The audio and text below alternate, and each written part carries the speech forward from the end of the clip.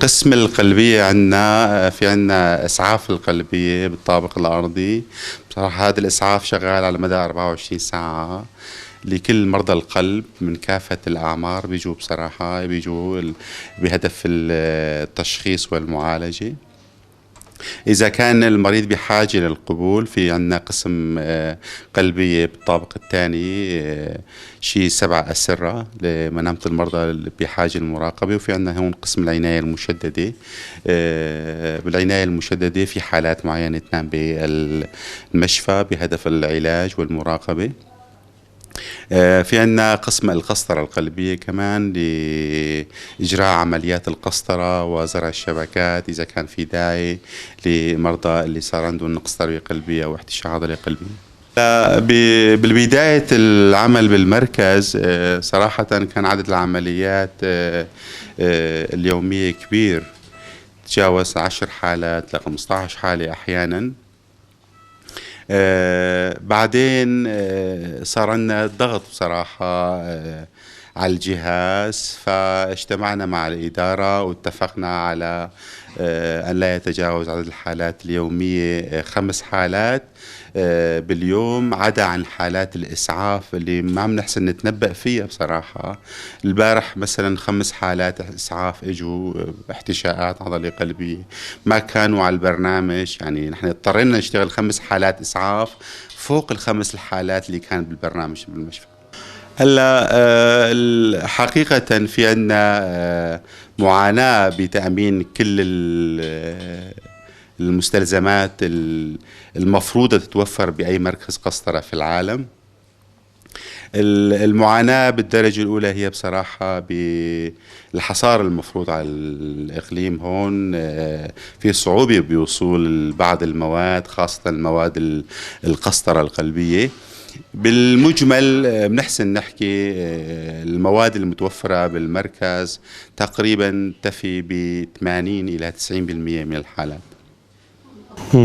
نعم، بطرس جورجيس ملكي جوستامة أشوم جم دكتورك أي دكتوري عادي دو مفحص كر أي جوهر مستشفى أي عين وقلب قالك باشف يعني وسعاري تماما جوهر ويدي أشوم راسا ويدي استقبال راسا قلت راسا هاي فيدي جي زعاف جي زعافة وجي عناية مشددة.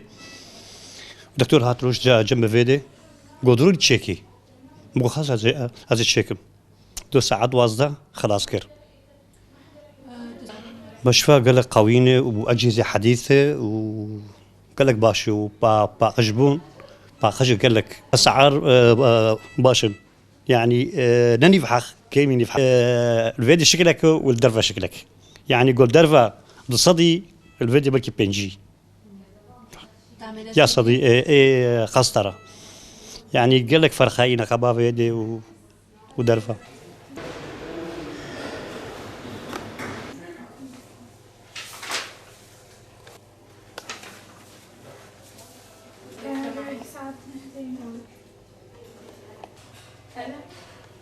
سنة؟ لا والله.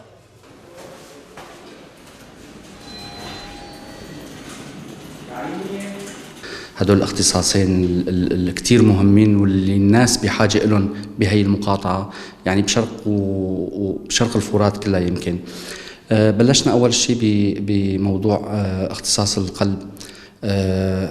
مثل ما بتعرفوا عنا جهاز قسطرة قلبية، 6 أطباء أخصائيين بصراحة أبدعوا خلال هالسنة ب 3500 حالة قسطرة وتوسيع شبكات.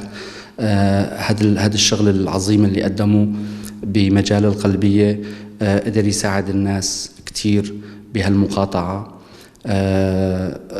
يعني كان المريض يروح على شمال العراق، على كردستان العراق، على أربيل وسليمانية، مبالغ باهظة من عدا الحدود ومشاكل الحدود وكذا.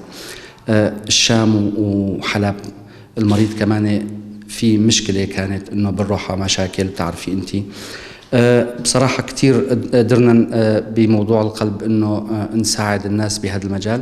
بعد ما انطلقنا موضوع القلبية، أجهزتنا العينية جاهزة تقريبا، كافة الأجهزة العينية بأحدث الأجهزة المتطورة موجودة عنا. حبينا نفعل موضوع العين كمان. الموضوع القلبية مشي حاله، قلنا لازم نفعل موضوع العينية كمان.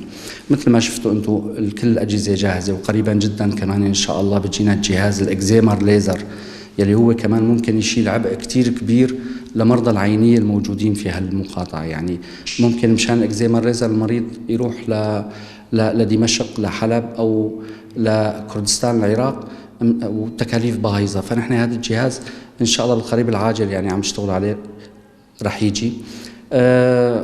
إلى الآن طبعا بلشنا بشكل بسيط الشغل بقسم العينية.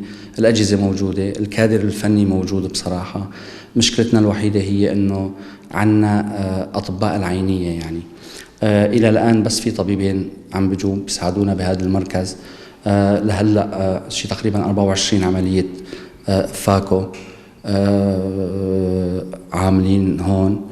مثلا من عدا صور الأوسيتي والطبوغرافيا للعين وفحص قعر العين، عم نشتغل على الخفيف.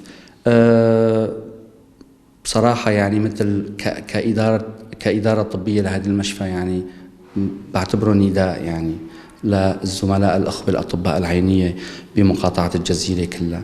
يعني إيش في طبيب عينية، هي المشفى مجهز، شايفين من كل شيء، بس نحن بحاجة لهالأطباء يعني يجوا يقدروا يساعدونا، يقدروا يشتغلوا يساعدوا هالمرضى. يعني الموضوع ما بس موضوع مادي، لا، موضوع انه نحن هلا شايفين ظروفنا، شايفين ظروف الحرب اللي نحن فيها وهالناس وهالعالم، وشايفين قديش في نازحين صار. يعني هدول كلهم بحاجة لرعاية طبية. وطبعا في كتير أمراض عينية بصراحة بحاجة لأطباء. في كتير ناس ما عندها تروح العيادات الطبية لحتى تتعالج. هذا المركز انفتح لهدول الناس، للناس ما معها يعني بصراحة.